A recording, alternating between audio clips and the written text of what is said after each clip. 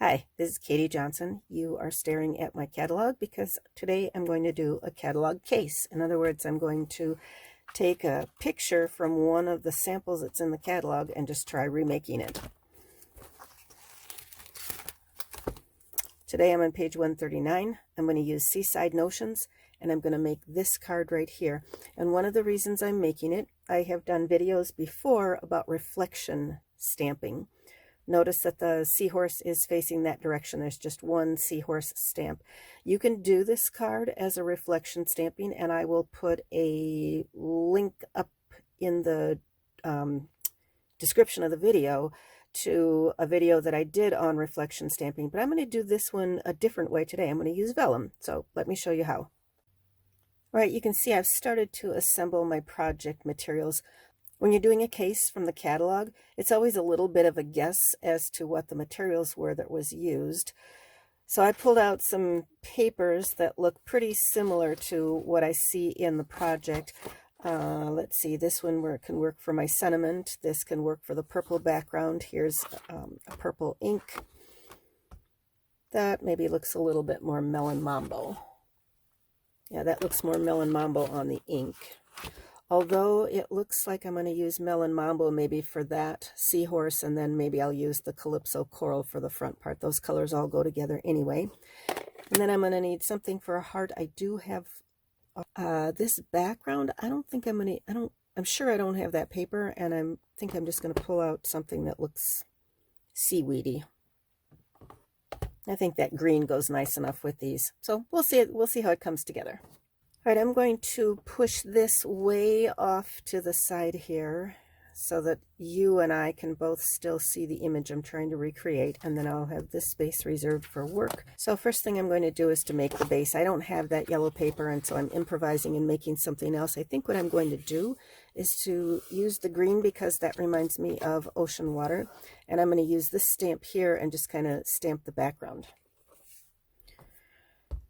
This is my Stampin' Pierce pad, and it makes a great stamping surface. I actually have used this stamp set a lot, but this is one stamp in the set that I haven't used yet.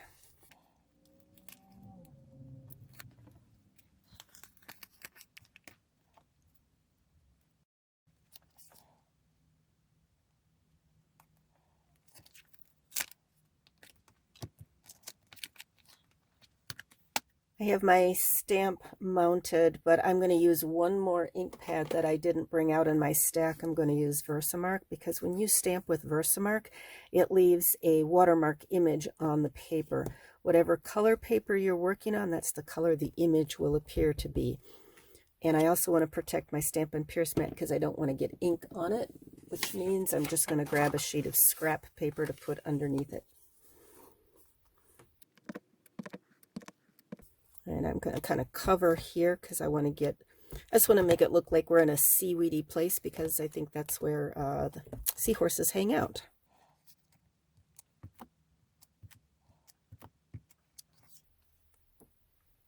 All right, I cannot tell whether it's showing up on camera or not. It looks to me like maybe you can see the very light image of the of that watermark ink.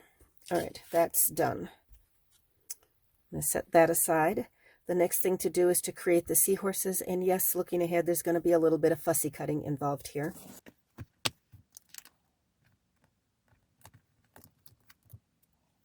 By the way, I say this every time.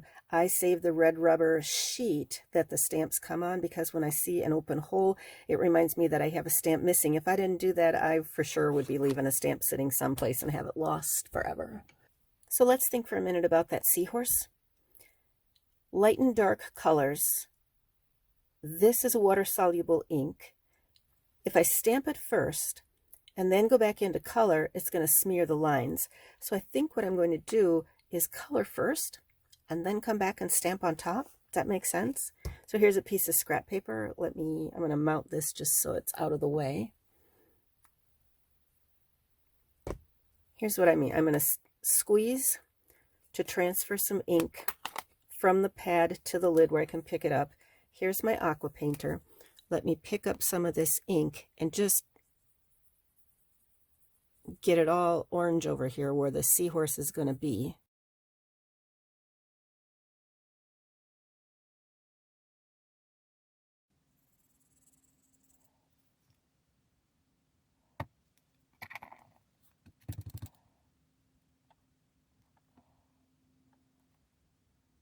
Now he needs to be fussy cut.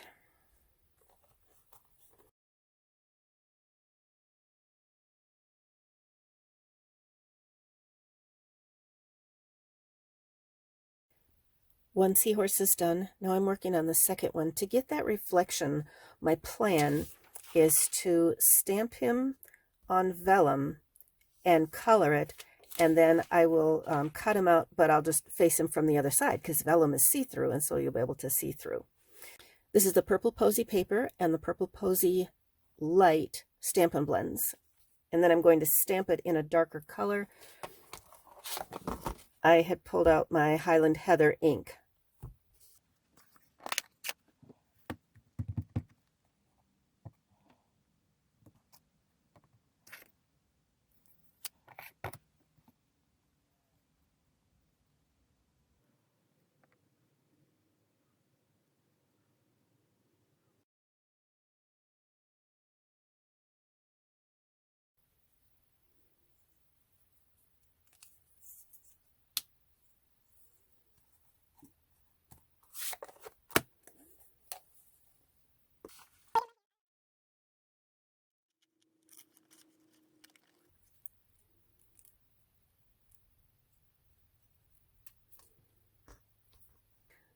Here's my two cutout seahorses. This is the one that's going to be facing that direction. That's on white paper. This is the one on the vellum, and my plan is just to turn it over because you can see through. I should have commented before I started that I haven't made these cards before I started filming. This is a one-off. You're seeing me from start to finish, first time through. They've got a little bit of corner rounding going on here, but I think I'm going to pass on that.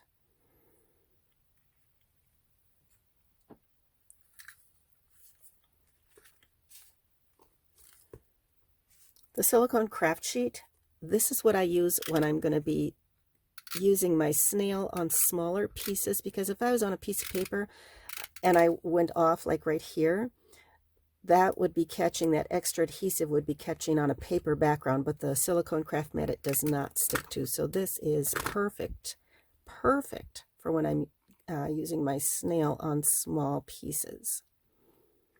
And you just saw me stick my fingernail in that open space there just to pull the adhesive back from it. Okay, so here's the model that I'm following. And I'm just going to stick one on each side.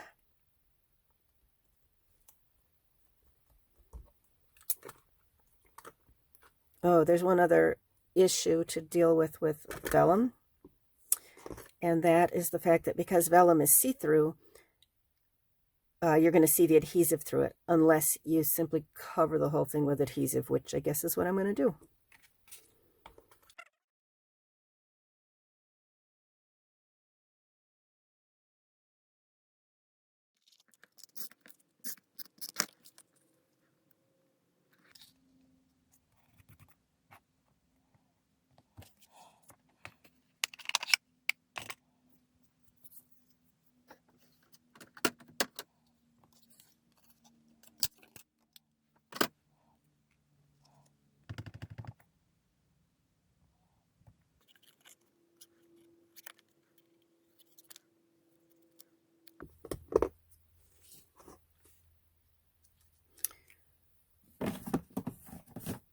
And this was definitely raised up.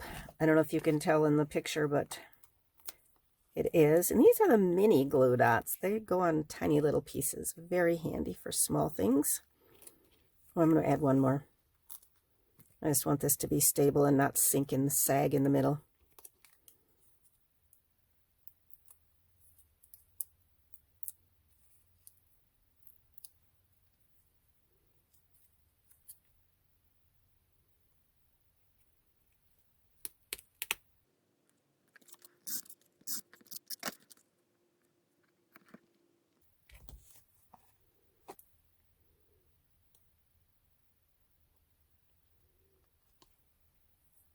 Well, we're almost done. This is my card. This is the one that was in the catalog. Very similar, except I screwed up. I've got ink up here where I don't want it, so I'm going to cover it up with a rhinestone. Need rhinestones on everything anyway, right? Put one right there, and then you got to balance it out, so you need at least 2 or 3 on here.